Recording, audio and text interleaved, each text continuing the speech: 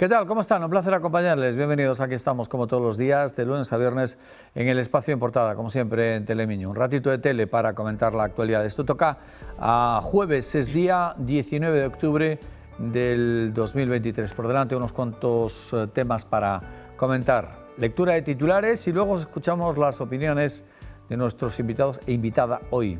Saludo ya a Susana Bayo. ¿Cómo está, Susana? ¿Qué tal? Encantada. Encantado de saludar también y de dar la bienvenida. Es la primera vez, esperemos y estamos seguros que no sea la última. Nacho Campo, ¿cómo estás, Nacho? Pues muy bien, muchas gracias por invitarme. Un placer. Y también Julio Álvarez, un veterano de la tertulia. ¿Qué tal, Julio? ¿Cómo estás? Muy bien, estrenando. ¿Veterano cuánto tiempo? Pues no sé, unos 10 años. Pues. Más, yo creo que más. Bueno, vamos a dejarlo. Exactamente. Está bien. No está ¿Decías estrenando? Otoño, ¿no? Exacto. Magostos, castañas. Efectivamente. Y una lluvia de la que es responsable nuestra meteoróloga, Susana Bayo. Se le agradeces. Exactamente. Esto va a tocar hasta... Hasta donde se sabe. Hasta donde se sabe. Como decimos nosotros, sí, nos quedan aún lluvias por lo menos para 10 días más. Para 10 días más. Sí. Bueno. No tan intensas, pero sí. Que llueva cuando tiene que llover y en la forma en la que tiene que hacerlo. Efectivamente. Como siempre ha sido. Bueno, lectura de los titulares. El primero de ellos hace referencia a las intenciones para el año 2024 del Gobierno gallego, es decir, los presupuestos. Comenta el periódico en su primera, en el principal asunto, que los presupuestos de la Xunta, ahí lo tienen en sus pantallas, destinan más de un tercio a la sanidad. En el subtítulo, absorbe 5.000 de los 13.257 millones a los que ascienden las cuentas autonómicas del 2024, las más altas de la historia y las primeras en 16 años que no recurren al endeudamiento. Vamos ahora a recuperar también la imagen de una de los centros culturales de la ciudad que llevan 2 décadas de obras y todavía lo que queda, ahí lo tienen, efectivamente, es el Museo Arqueológico.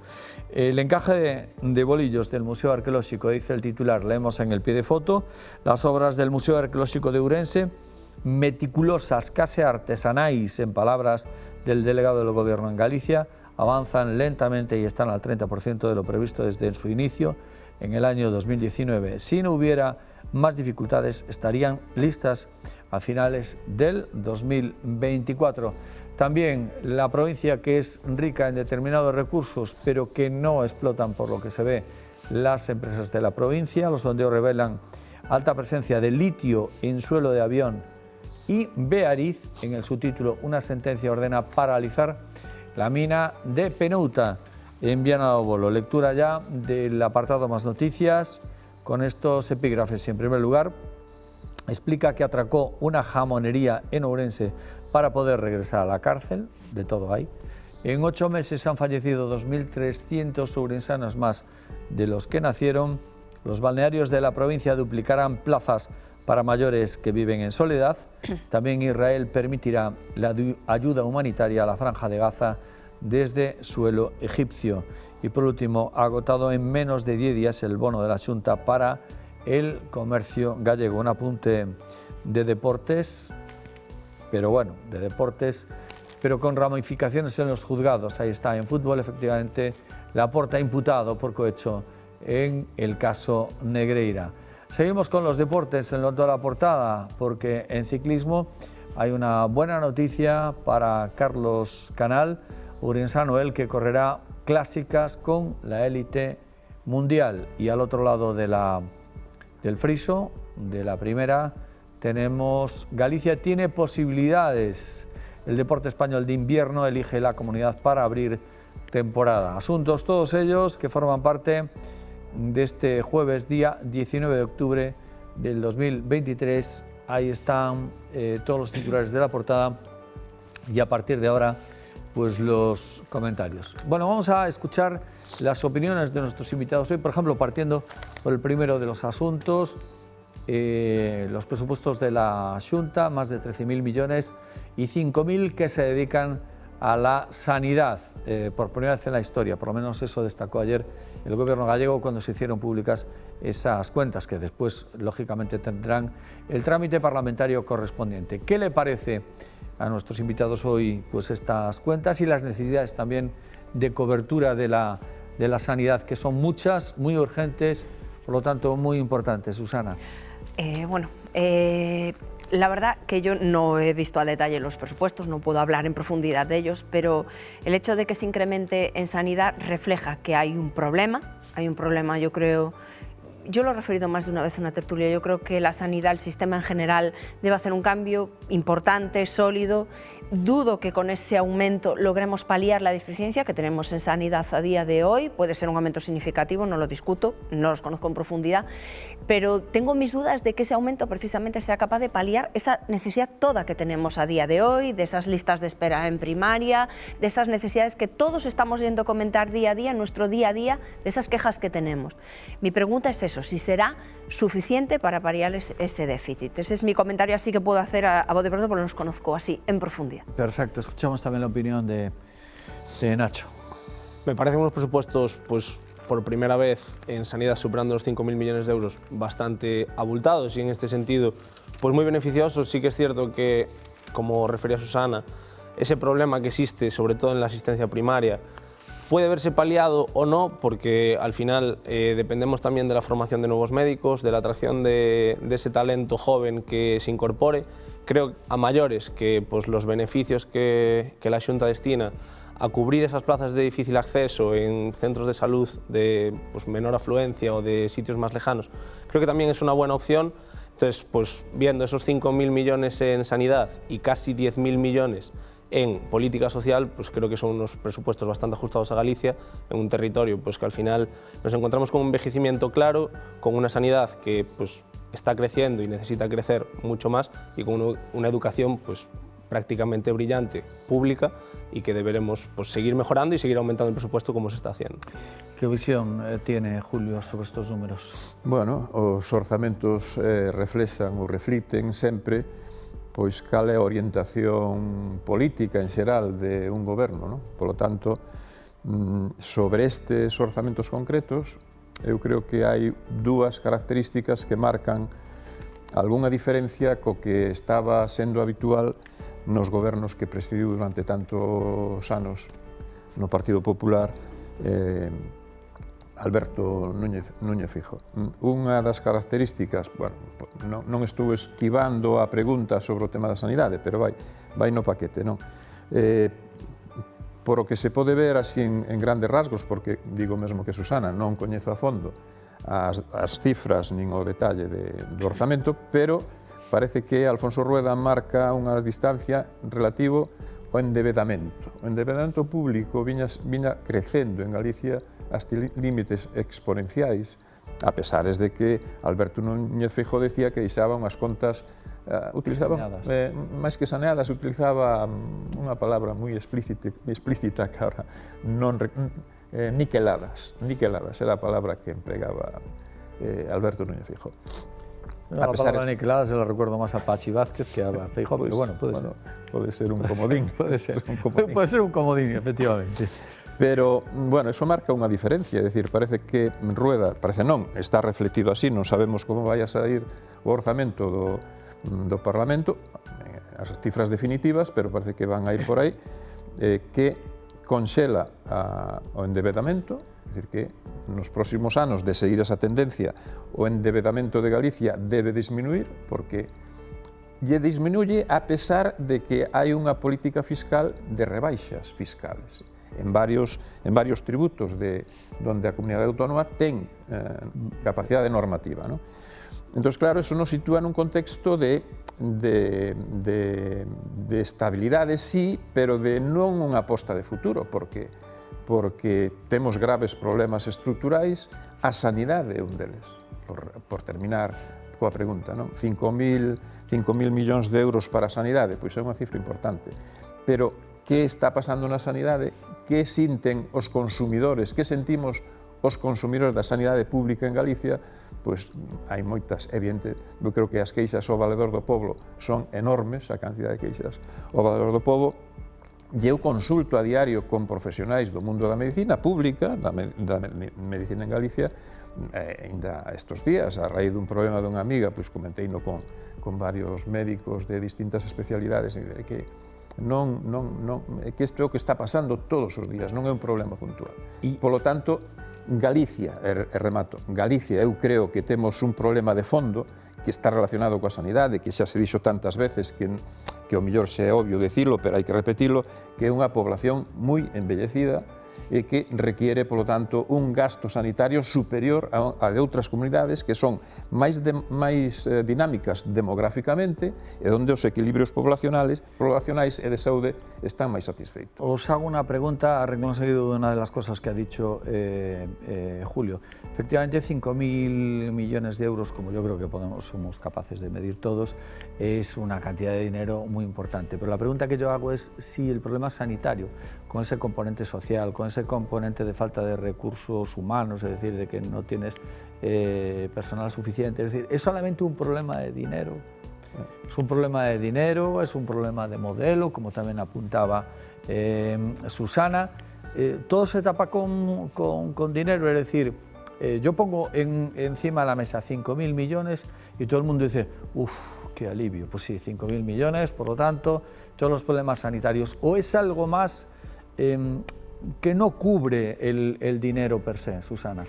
Bueno, probablemente yo siempre lo he referido respecto a la sanidad. No podemos llevar un modelo de sanidad amplificado con respecto a años pasados. Yo creo que la situación sanitaria de ahora mismo no tiene nada que ver con la hace 20 años. Tenemos un envejecimiento mucho mayor de la población. Fíjate el dato. En 8 meses han fallecido 2.300 sobreinsanos más de los que nacieron. Eso tiene unas consecuencias sanitarias tremendas. Efectivamente, entonces yo creo que lo que está pasando con el sistema sanitario, yo creo que ya me atrevería a decir, no solo en Galicia, sino en otras comunidades, sobre todo, que se nota más, precisamente las que tú dices, que tienen una pérdida masiva de población, es que no está adaptado a la realidad. Y yo, como prueba de eso, como reflejo de eso, lo veo en esos médicos que dicen, o enfermeras que dicen que les compensa irse a otro lugar a trabajar porque no se está viendo valorada su profesión. Entonces, ese dinero, que es mucho dinero y que no nos olvidemos que sale de todos nosotros, también no nos olvidemos de dinero público, de alguna manera arregla, pues yo creo que no. El dinero, como decimos, siempre viene bien, ¿no? Pero si no lo distribuimos bien, si no hacemos un cambio de paradigma, si no hacemos un cambio de qué deficiencias tenemos, por qué no tenemos profesionales sanitarios, preguntémonos por qué no los tenemos. Porque prefieren trabajar en otro lado, porque sus condiciones son mejores en otro lado. Pues a lo mejor no solo es el dinero, como tú dices. Nacho, ¿solo es el dinero? A ver, yo aquí tengo otra concepción. Sí que es cierto que cojo unas palabras de Julio, que no sabemos cómo van a salir esos presupuestos del Parlamento, no en cuanto a aprobación o no aprobación, sino tanto en a qué va a estar destinado ese dinero. A día de hoy no se conocen las cuentas todavía y es muy complicado pues, decirle a la gente, oye, vamos a emplear estos 5.000 millones en esto en concreto. Si esos 5.000 millones sirven para paliar o no, hombre, intuyo y quiero creer que a una mayor cantidad, probablemente a una mayor demanda también, pero deberíamos ser capaces de cubrir las necesidades de Galicia en cuanto a sanidad. Hoy vuelvo a achacar, desde mi punto de vista, el problema a la falta de médicos, que no depende exclusivamente de la Xunta de Galicia o de otras comunidades autónomas que también tienen el mismo problema, por lo cual creo que el cambio de paradigma tiene que haberlo quizás en lo económico, pero tiene que haberlo también en el acceso a la medicina y en el acceso a la profesión, que pues, es un ámbito quizás más nacional y no tanto centrado en las comunidades autónomas. Con brevedad, Julio. Es un tema complejo. Apuntaba a Susana algunos aspectos, ¿no? del tema. Yo voy a poner un ejemplo que creo que puede ser ilustrativo de lo difícil que es concebir un nuevo modelo que dé respuestas de otra manera a las necesidades que hoy tenemos, que son totalmente distintas a las que tenemos hace 20 años. Yo voy a poner el ejemplo de la medicina preventiva. Nos gastamos en toda España y en Galicia somos también, esa cifra es exagerada incluso respecto a lo que ocurre en España, nos gastamos en antidepresivos, en antiinflamatorios, antidiabéticos y enfermedades coronarias, una cantidad ingente de gasto hay una cantidad ingente de gasto farmacéutico que va increciendo y va absolutamente tranquilizantes, antidepresivos, etcétera, etcétera. Y no hay una política de prevención sanitaria, no hay un modelo de prevención sanitaria. Y lo comentas con los médicos. Pero ojo, eso es más eso sí que es un cambio de paradigma. Claro, Por una cuestión, y volvemos porque yo creo que el tema es apasionante. Ayer el periódico traía una entrevista a un psicólogo clínico que decía que había jóvenes de 20 años que se consideraban que vivían mal y que el futuro era absolutamente negro. Cada vez el modelo de sociedad que estamos construyendo es más susceptible de necesitar prestación profesional y farmacológica. Quiero decir, en tu generación era impensable que un chaval de la edad de Nacho pues estuviese empastillado. Bueno, pues ahora en la edad de Nacho hay muchísima gente que necesita pues antidepresivos o ansiolíticos o no sé cómo se llama. Cuidado, es decir, no es una cuestión solamente de gestión sanitaria, que puede ser. Claro, pero está in situ al propio sistema, es decir, un cambio de modelo que lo aborde desde múltiples perspectivas sociales, económicas, laborales. A mí me comentaba hace poco, yo lo comenté antes de la tertulia, una amiga que tengo que da clases en un colegio privado de Orense, que me refería, que tiene 30 alumnos y que de los 30 alumnos que tienen aula, solo 6 responden a los parámetros de lo que consideramos normalidad. Unos por unas razones, porque están en clase y son hijos de chinos o son chinos que tendrán o no tendrán la nacionalidad, pero que desconocen absolutamente el idioma. Y de 30, 6. Lo que tú comentabas, hace 20, 30, 40 años, de 30, pues habría 29.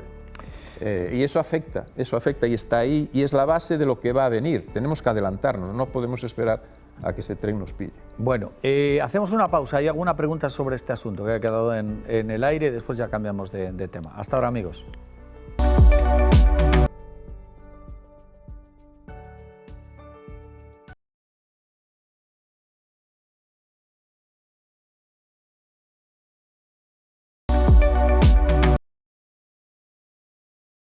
De nuevo con todos ustedes estamos en la segunda parte del programa. Hoy nos acompaña Susana Bayo.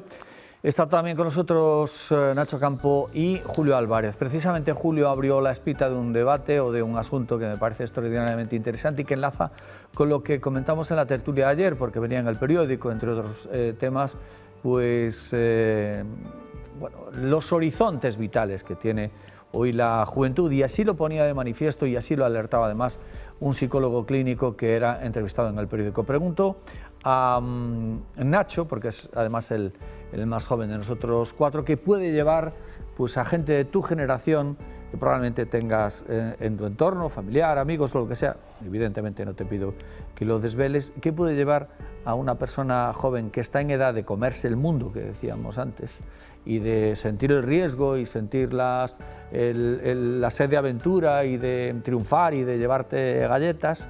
¿Qué puede llevar a una persona tan joven a sentirse absolutamente frustrada y que no vea horizonte vital alguno?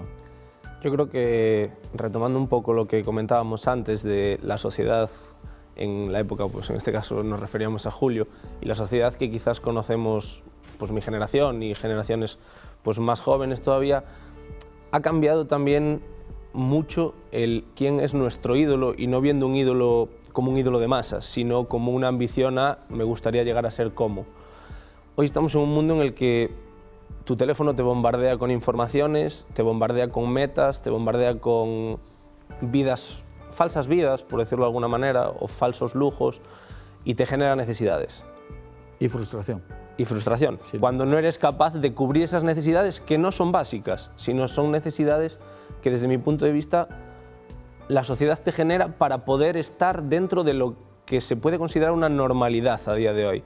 Hoy, como quien dice, si no tienes unas zapatillas que estén a la última moda, si no tienes el último teléfono, si no te vas de vacaciones a un sitio donde las fotos sean bonitas, no estás dentro de lo que quiere la sociedad o de lo que la sociedad cree normal.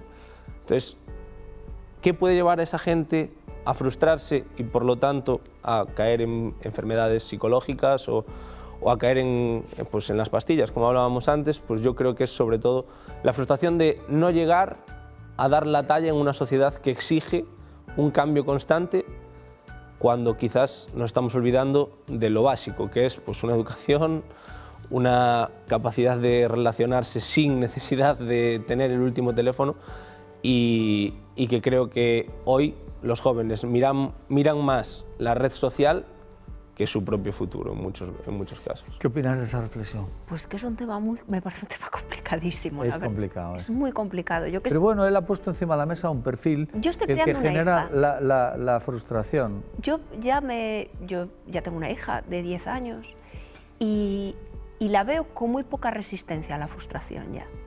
Y la intento educar en la resistencia a la frustración. Ayer me pasó un caso, se frustró por una cosa que yo consideraba nimia de todo y le dije, mira, esto no puede ser así, no te puedes frustrar por eso, hay que tener paciencia. Lo que veo es que falta ese camino de esfuerzo, de disfrutar en el esfuerzo. Lo quiero, lo tengo. Y no disfrutar el esfuerzo, y no disfrutar ese proceso de aprendizaje, y no tal. Estamos todo en el momento del gamer, de vamos a hacerlo todo divertidísimo. Esto todo tiene que ser una fiesta. Concho, no. Yo hice una carrera que a mí me gustaba y apasionaba, pero os puedo asegurar que no fue un camino de rosas. Me fue muy difícil y hoy estoy orgullosa de tenerla, pero no fue fácil ni bonito el camino. Pero en el camino lo disfrutaba porque soñaba con esa meta, aunque me llevó mucho tiempo y muchos años y mucha paciencia le tuve que poner para conseguirlo. Y yo lo que veo, de lo que carece mi hija, es de disfrutar ese camino, de disfrutar el conseguirlo, el trabajar y el esfuerzo por conseguirlo. Yo creo, es la reflexión que os puedo hacer, porque a mí me parece esto complicadísimo. Y luego la frustración, el aceptar esa frustración. Y luego también, ojo, que en las empresas muchas veces el nivel de estrés es muy elevado. Y sí, pero tu hija no tiene nivel de estrés. Por eso yo digo que es muy complicado abordarlo desde todos los puntos. Yo hablo de lo que yo veo más directamente. Ya. Julio. Sí, poco podemos hacer desde las instituciones locales. Algo sí. Educar a insistir en los mensajes y en los referentes, que a mí me parece importante lo que dices, ¿no? Es decir, que haya un referente. ¿Cuál es nuestro líder espiritual? Yo no sé si hemos perdido líderes espirituales, líderes políticos de talla también, a nivel nacional, a nivel local, a nivel... y luego una sociedad para allá, para ahora, para en este momento. Lo quiero, lo tengo. Y como reflejaba él, pues bombardeado constantemente a través de Internet y de todo este complejo mundo que estamos viviendo. Pero el problema es que no se está dando una respuesta institucional a este enorme problema. No se está dando una respuesta que compense de alguna manera todos estos riesgos. Y luego tenemos un factor añadido a nivel local. Lo reflejabais hace poco en la región, lo reflejaba que en la provincia de Ourense, entre los 40 y 50 años, hay un vaciado de población. Hay un enorme vaciado de población. O sea, tenemos una población envejecida, tenemos una población que entre 40 y 50 años se ha visto obligada a emigrar, a pesar de ya tener raíces aquí, y que eso genera también este problema educacional con los hijos, porque ¿qué pasa con un padre con 40 años? Se lleva a la familia con él, se queda, unos irán, otros se quedan. Estamos en una sociedad tan compleja y donde los problemas de hoy no se están abordando haciendo una previsión de lo que va a pasar en el futuro. Y además, queremos una solución, tenemos dolor de cabeza, una pastilla, tenemos una frustración, la canción de Sabina, vamos a la farmacia, en la farmacia lo resolvemos todo. Sí, pero también decía Sabina que raro fue aquel verano que no paró de nevar. O sea que también hay situaciones no previstas a las que hay que adaptarse. Y efectivamente lo que decía Susana por su hija con 10 años, y tiene que educarla en el nivel de tolerancia a la frustración. Y está bien que llore, como digo yo, está bien que te frustres y que pases un rato, porque tienes que aprender que eso es así, que la vida es así, y le cuesta, y por cosas muy, muy pequeñas. Bueno, había una entrevista, por terminar, una puntilla solo. Yo vi estos días, ayer o antes de ayer, las declaraciones de alguna farmacéutica que explicaba cómo se estaban falsificando las recetas para acceder a tranquimacín, a productos tal. Es decir, el mercado nutre, bien en el mercado oficial o bien en el mercado negro, nutre esas frustraciones. Eso que decías tú también, es decir, que las prestaciones tienen que ser infinitas. Es decir, me duele la cabeza, a los 5 minutos tengo que tener ya alguien que me valore el alcance de lo que tengo y, por supuesto, un medicamento que pueda administrarlo para al cabo de media hora, una hora, yo ya no tenga ese dolor de cabeza. Todo lo que pueda pasar de ahí, efectivamente, volvemos al tema de lo de la frustración. Bueno, que estamos apurando el tiempo, la verdad es que el tema es apasionante, pero bueno, es multifactorial e inabarcable en una tertulia como esta. Nada, un solamente un tema, a ver cómo le parece, por ejemplo, a Nacho, para que juegue en campo contrario también. José Ramón Gómez Besteiro es el candidato que va a batirse pues, con el resto de los contendientes en las próximas elecciones autonómicas, y si lo ha dicho el PSOE, entre otras cosas, ha sido la única persona que ha comparecido a un proceso de primarias, por lo tanto ha quedado proclamado. ¿Cómo lo ves? ¿Lo ves con madera? ¿Lo ves con, bueno, ser un rival rocoso, ser una persona con posibilidades? ¿Cómo lo ves? Hombre, intuyo que si el Partido Socialista convoca a Besteiro a estas elecciones como candidato, para ellos será su mejor candidato. Si esto es así, también me extraña que previo a esto le hayan dado un viaje a Madrid, haya estado allí, ahora vuelva, que internamente no acaben de tener la unidad que deberían para enfrentarse a una mayoría absoluta, en este caso el Partido Popular, que haya habido dos díscolos, por decirlo de alguna manera, uno Gonzalo Caballero y el otro, disculpadme que no me acuerdo del nombre, pero... Ha sido un militante que... De La Coruña, sí. Sí, yo tampoco recuerdo su nombre. Yo tampoco. Bueno, pues entonces tenemos los quizás el calado que tenga este militante sea del ímpetu de que no recordemos su nombre, si bien es cierto que la no unidad frente a una, en este caso a una mayoría absoluta de total unidad, de un relevo de total unidad, puede mostrar cierta debilidad. Ahora bien, repito, si el Partido Socialista ha considerado que es su mejor arma, pues lo veremos dentro de los meses que considere nuestro presidente autonómico para convocar elecciones. Ahora bien, creo que la jugada pues, no está saliendo o no les está saliendo todo lo bien que les gustaría. Muy bien, desmentimos, porque ella me ha autorizado, de que José Ramón Gómez Besteiro sea primo de Susana Bayo Besteiro. No, los dos no. No, te lo pregunté. No somos familiares. Los dos tenemos la suerte de haber nacido en la provincia de Lugo y Besteiro. Y militáis, en los mismos ámbitos ideológicos. Exacto, pero vamos, eso es la única unión. Besteiro es un apellido muy común en la provincia de Lugo y respecto a, supongo que me preguntas. Sí, por favor. Fíjate, yo discrepo contigo en lo de la unidad. Yo creo que se ha visto un fuerte sentimiento de partido en este proceso de primarias. Recordemos un poco cómo ha sido, se presentaba Gonzalo Caballero como un aspirante a primarias, ya lo había dicho, lo venía diciendo desde hace un año prácticamente, que se iba a presentar, no solo ya cuando lo hizo oficialmente, sino por las apariciones en público que hacía, y ha sido una persona que se ha retirado de ese proceso. Pues yo creo que es muy encomiable lo que ha hecho, porque ha demostrado que había un candidato fuertemente apoyado, además, directamente, y todos lo sabemos, por Pedro Sánchez, y se ha retirado, lo cual al PSOE le da tiempo a organizarse y demuestra que se va todos a una. Yo lo veo un poco diferente todo este proceso de primarias a la visión que podías tener tú. Entra dentro de la lógica también de discrepar de vez en cuando. Ah, bueno, eso por supuesto. Bueno, muy bien. ¿Y Julio? Hombre, Gómez Besteiro es un hombre experimentado, ¿no?, en política, es decir, yo creo que el electorado lo reconoce, sabe de qué va, sabe sus puntos fuertes y algún punto débil que también puede tener. Si el Partido Socialista consigue organizarse en el tiempo que queda para la confrontación electoral y además los otros factores que influyen en un resultado electoral van bien, como es el debate parlamentario, los problemas que tiene la ciudadanía, el posicionamiento de los órganos del partido sobre los problemas que realmente preocupan a los gallegos, y eso se pone en evidencia y se pone sobre el tablero con una propuesta concreta que llegue a toda la ciudadanía, una propuesta política para resolver los problemas graves que tenemos en Galicia.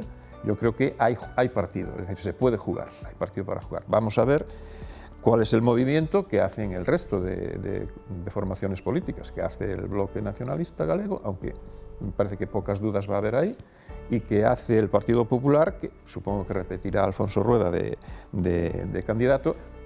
Está sin confirmar. Pero Sí, que esas cosas no son suficientes. Es decir, hay que definir modelos, vamos a ver por dónde van los tiros y queda mucho por jugar todavía. Bueno, efectivamente, queda mucho por jugar y como decía antes también Nacho, aún no se sabe cuándo van a ser las elecciones, es una facultad que compete al presidente de la Xunta, en este caso, pues a Alfonso Rueda. Cerramos aquí nuestra tertulia por hoy, ha sido un placer compartirla con Susana Bayo. Hasta la próxima, Susana. Hasta la próxima. Y ha sido un placer también darle la bienvenida e invitarle a que vuelva por aquí cuando quiera. Nacho, un placer y hasta la próxima. Pues esperamos repetir sin duda alguna. Sin duda. Y Julio, pues tú ya tienes aquí más años que yo, casi podías presentarla tú o por lo menos despedirla. Cualquier día de estos. Exactamente, sin problema ninguno. Bueno, pues muchas gracias y a todos ustedes ha sido un placer. Volvemos mañana a echar un ratito aquí en la tele comentando la actualidad.